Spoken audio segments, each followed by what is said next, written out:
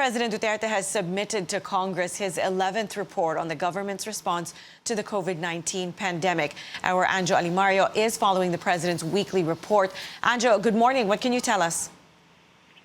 Good morning, Ria. Well, the president did say in his latest report to Congress that there's no significant development in the payouts to non-conditional cash transfer program members per region from last week, but the target beneficiaries continue to be adjusted as the Social Welfare Department excludes names in the original list for not being qualified, and the latest data show 98% or 17.64 million families were given cash aid.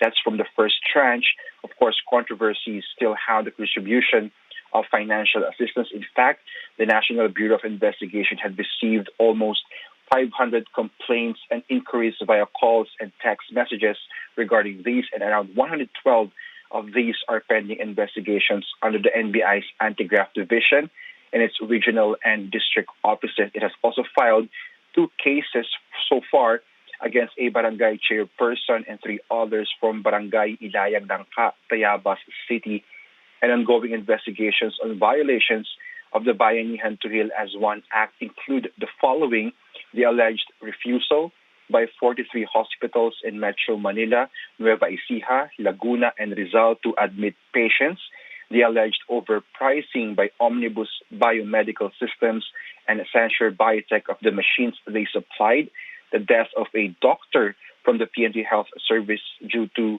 alleged inhalation of chemical substance while he was detailed at the Philippine Sports Arena to take care of COVID-19 patients, and of course the anomalous distribution of cash aid.